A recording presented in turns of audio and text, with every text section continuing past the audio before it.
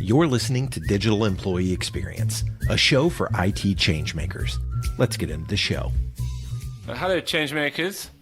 This is Tom McGrath. Welcome to the DEX Show. It's another Timless episode, I'm afraid. You're stuck with me as host, but don't worry, I have an excellent guest and an excellent theme. More on the latter anon. First of all, though, let's welcome the guest, Neil Miller. Among other things, he's the host of the excellent Digital Workplace podcast, and Neil and I will today be discussing the pertinent and mutually relevant topic of staying productive in the digital or remote or distributed, or if you will, hybrid workplace. Neil, welcome to the show. It's a pleasure to be here, Tom. There's so many names for it, right? We can call it anything. It's still work, though, at the end of the day, isn't it? Let's be honest. It is. Well, since we can't really discuss, I think, productivity without mentioning COVID, let's start with a word about the latter. How have you personally, Neil, coped professionally, productively, personally, during the last however many months we've all been more or less locked up? So I've been working remotely since 2016, I would say. Right. So for me, I didn't really notice much except that I was home just as much as I used to travel a decent amount, so that was gone. Other than that, it was kind of the same day over and over again as before. So Sure. it wasn't really a big thing for me. I was trying to help some of my teammates who were getting used to working at home and different things. But yeah, overall for me, it was about the same. So I'm gonna make an estimate. Might be wrong, but I'm gonna make it anyway. Therefore, you don't have kids. Is that right, Neil? You don't as yet have children. I do have kids. You do have kids. Well, how could it be the same? It wasn't the same. You suddenly had to teach them to read and stuff. It was radically different. This was the only thing. But I was working from home too. But suddenly I was working from home surrounded by children. That was a fundamental switch. Anyway, let's move on from our respective progeny and speak, Neil, about the big picture. My first question for you is: how do you conceptualize the dynamic, the relationship between technology on the one hand and productivity on the other? Yeah, like so many other parts of work, I feel like productivity is on the verge to really redefine what it means. I feel like, we're trying to emerge from industrial age thinking, which meant productivity was just how many widgets did you get done today, and how many were you able to ship out. I think that is something we've got to be able to drop. And the problem is technology can accelerate either side of that discussion. Technology can help us know exactly how many widgets you made per second and help you micro figure that out. We can use technology to figure out, you can monitor people's screens to figure out how many keystrokes they're doing. And it can really drive that productivity discussion way deep down into that hole. Or productivity we can realize that, wow, now we don't have to look at it that way. And we can really see time as not something that we want to measure by productivity standards, but really to honor time and find a different way and really move towards what I would prefer is more looking at productivity based on objectives, reach, and outcome, and really divorce it from strictly time. I mean, there's always room for seeing time as a part of the productivity discussion, but it doesn't have to be so central and so much a part of that formula. The thing that sort of occurs to me lately is that there is indeed this big emphasis on quality over quantity, as it were, or quality over time worked, to be more specific and aligned with what you just said. But it does strike me that a lot of work does occur, if you will, cumulatively, right? Mm-hmm. Like you produce a lot because you're searching for that diamond in the rough, and it's maybe hard to be as premeditative as we would all like to be about knowing, well, this is what's going to deliver value. Sometimes it's through kind of energized creation that you find the value. That would be my counterpoint to this sort of trend. Yeah, and I definitely agree with you. There are some jobs out there, like we said, that are industrial age jobs that if you put in this many hours, you're going to get this output from it. Mm-hmm. But most of us are into worlds and into projects where it's like, it's a great unknown. I don't know what's going to happen. Like I can work on 50 things this week and maybe none of them are going to make a difference, or maybe one of them is going to make a difference, but I got to do those things and I'm not really going to know for sure which one's going to be there. So yeah, I hear your point, and there's definitely like room to see like, yeah, we have to keep trying things. Being a leader, I feel like in the new digital age requires that very much the ability to assume that your first stabs at something are going to be wrong and you're going to need to adjust and pivot and find new strategies for it. But coming back to what that means for productivity, I feel like if I have a week where none of my darts hit the board and it just is not working, like I shouldn't necessarily classify that as a terrible week. But maybe I learned some things that I'll be able to adapt on. And if I get that one thing that hits, then that was a great week, even though maybe it only took me 15 minutes to get that done. And it brings us back somewhat to COVID or the effects of COVID. A favored industry figure of speech at the moment, which is, I think, a very English way of saying cliche, is that work is a thing you do, not a place you go to. But there is a fascinating dynamic between the two, right? Like the most obvious example is that when all of us always went into offices once upon a time, maybe before our times, the working day, 9 to 5 or whatever you want to call it, was more of a concrete thing. And now it's long since escaped those bounds through technology, through homework, and kind of post-COVID, it's escaped those bounds altogether. So there's a living dynamic between time and place, if you will. And I wonder what your reflections are on the impact of lockdowns and mass homework on the wider theme of productivity in general. Yeah, and I'm glad you brought up both sides of time and place, and especially as companies are considering, or they're saying, hey, we're going to do hybrid work. Are you talking about place, or are you talking about time, or are you talking about both? When it comes to making the realization that we can do a decent amount of work from a place other than all together in one office location. I mean, that's a big revelation for some people just to see. And just to believe that it is possible. I think of all the parts of work that were least affected by the pandemic and the lockdowns that were there, I feel like productivity was probably the least affected. You think about like collaboration, you think about leadership, you think about culture, like all those things have taken a hit and we have to really make some big adjustments. But when it comes to just getting the work done, like I think for most companies within 3 weeks, they had it figured out, like how to keep things going and keep things moving. But back to your point about this time and place, we can recognize that, we maybe don't all have to be working at the same time. Like it doesn't have to be 8 to 5. You can split that up. You can take a break in the middle of the day. You can work later. You can work earlier. And also we're free from time and place restrictions. It doesn't have to be at a certain place. And maybe we do need to be together in the same time a few times a week or a few times a quarter or a few times a year. But we don't have to necessarily assume that it has to be one way or the other. And so I think the freedom to see those as variables that you can mess with and levers you can pull and see what happens when you do those things, I think that's a big lesson from all this. And I think it's going to be helpful going into the future. Okay, so and to productivity technology, where does that insert itself into this conversation? What can be done that isn't being done presently with technology to facilitate more qualitative-based productivity? Well, like what would you consider a productivity tool? A productivity tool? Yeah. I guess I will offer up Teams for its sheer convenience. Yeah, I mean, and even to call like Teams a productivity tool, I feel like is a little bit strange. Like when I think about productivity tools, I think about like how do I know I'm doing a good job? Like that's my base definition for productivity is, did you do a good job today? Like, did you do kind of what you set out to do? And everyone agrees that this was a good thing to do. So for me, it's something like Teams is more of it's a way to collaborate. And even when you're talking about like Google, G Suite, Workplace, whatever it's called these days, the similar thing, like it's there to help facilitate work, but you can get lost. You can spend all your day in Outlook. You can spend all your day in Gmail and not be productive at all. Same goes for Slack. Same goes for Zoom. So to call those tools productivity tools, I think is a misnomer, and it really distracts us from assuming that just because you're at work or just because you logged in that you are working and being productive. And I think we need to break that and realize that in order to be able to be more productive and have more time back to ourselves, we can move away from that. So how does technology weigh productivity more accurately then?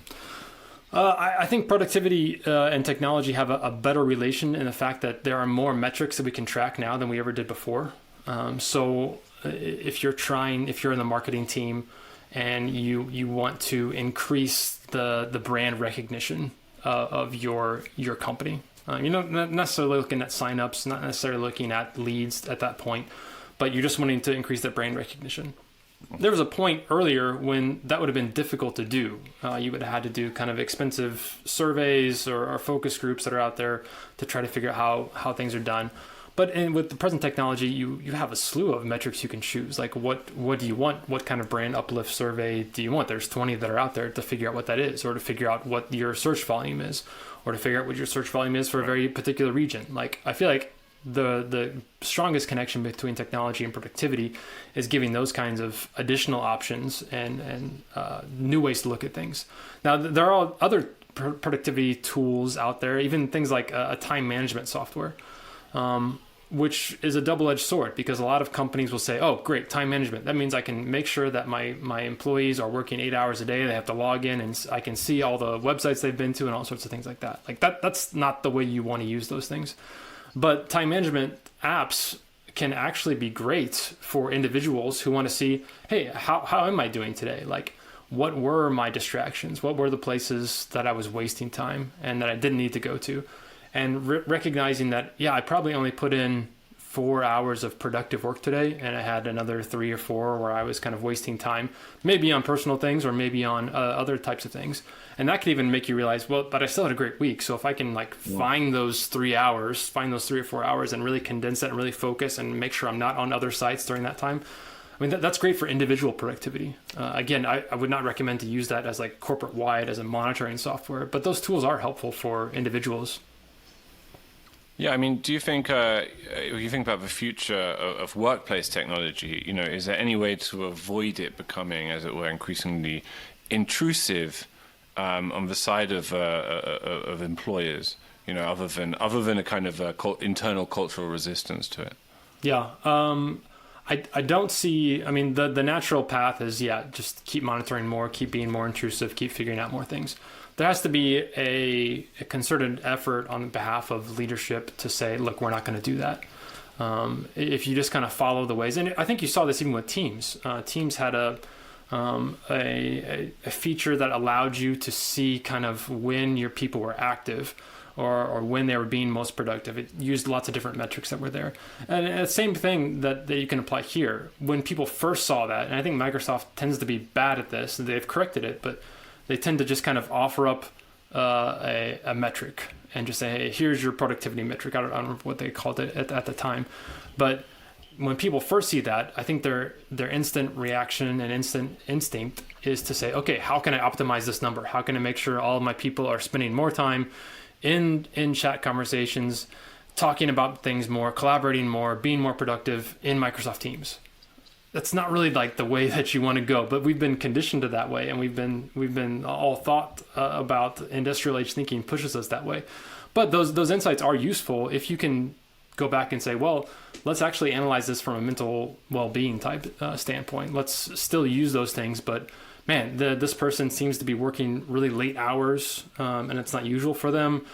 This person seems to be working long weeks, much longer than everybody else, and that's not usual for them. Like, maybe we should check in with them and see how they're doing. Maybe there's something else going on in their life that's forcing this to happen. So it's going to take an effort on leadership to change their thinking and push against some of those instincts that have been drilled into us and be able to use these tools for good rather than to continue to monitor people. So, I mean, if you had to articulate key principles of digital productivity, what would they be? Or is it that they're entirely flexible and what technology can do is illuminate them in specific individual instances?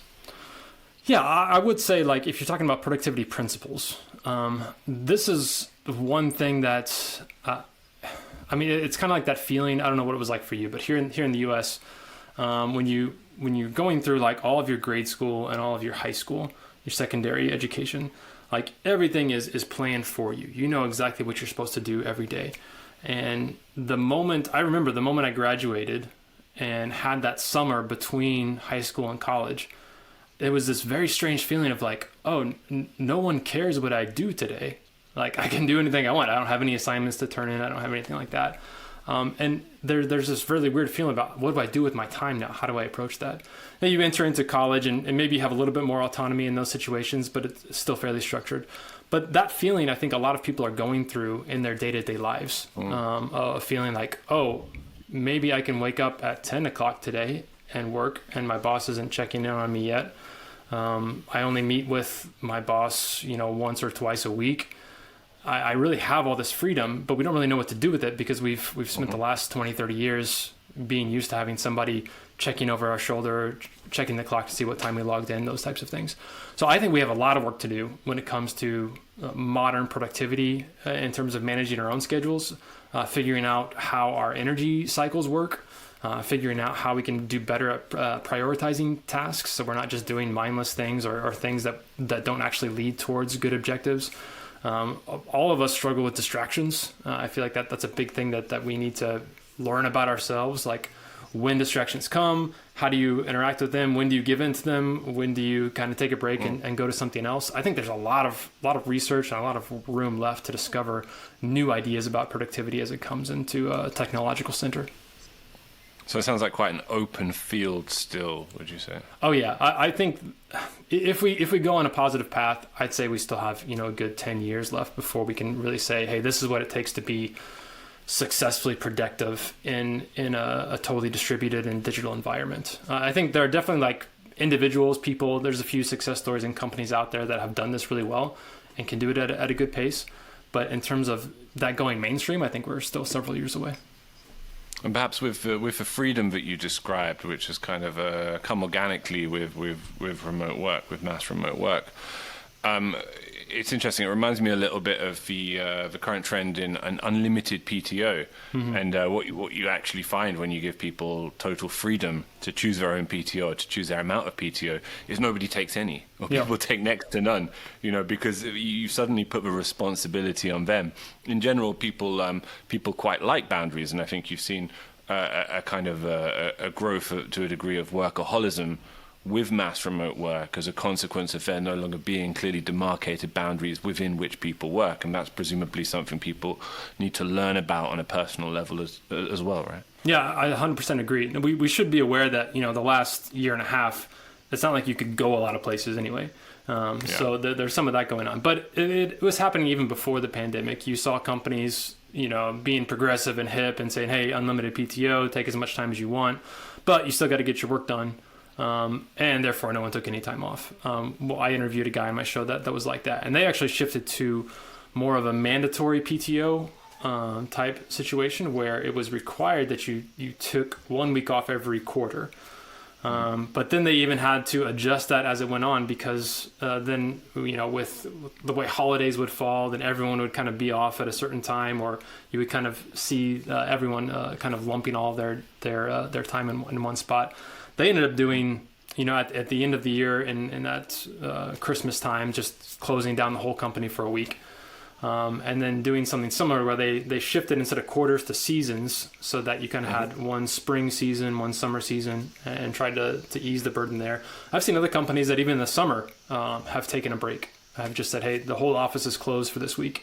Don't come in. And that way you're also not feeling like, yeah, you can go off and take a month-long vacation, but all your work is going to be stacked up and piled up when you get back. It doesn't really feel like much of a vacation. So I like the companies that are experimenting with that model. There's obviously flaws with that too, but I think that's something that we can be excited about and looking forward to and learn from those companies.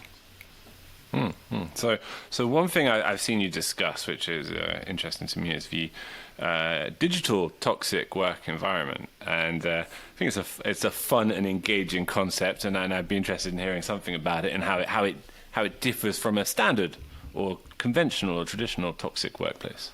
Yeah, so when you think about like toxic work environments, you typically have that idea of like the boss that's looming over everyone. You're all scared to speak about something. Or you have a lot of gossip and a lot of political backbiting and just a very difficult place to be. But when it comes to a digital environment, digital environments can be just as toxic as anything else that's there. It's really, sometimes it looks the same. Like it's just that replication of what was there before, where your boss is still like every 15 minutes pings you something and says, hey, what are you doing? Let me know what you're working on. that kind of thing. And you can still have those kind of political infighting. You see some companies where they open up a portal like Slack, and if they actually read all the private messages that were going on, they'd be kind of floored at the amount of politicism and gossip that goes on behind the scenes and all those types of things. So those types of things are just kind of replications of one versus the other. Sometimes those digital platforms just make those easier and more smoothless because you don't have to worry about being overheard by someone else. But there's also a record of it, and it goes on like that. But there are some also like unique things that I would say that can make a toxic work environment worse in a digital environment. Mostly, I would lean towards the feeling of isolation, I think is a big one. It's pretty easy for someone to just kind of get along, do their work, but maybe have 1 or 2 interactions per week with other coworkers. It feels like they're being separated, and it feels like they don't have that clarity on what needs to come ahead. So I think that one is difficult, just not being able to be together and see those things. I think when people start to realize that they're, I would say like the reason people would leave a in-person job because it was toxic was because the manager, the leader of the team was just being more actively bad and actively difficult to deal with. Whereas in a digital environment, it's more that leader is being more passive and is not engaging with you. It's just kind of letting things sit there, and it's been, days and days and days since you had any kind of feedback. No one knows what you're doing. The rest of the company just seems like another country to you. So I think those are some of the unique ways that digital environments can be more toxic.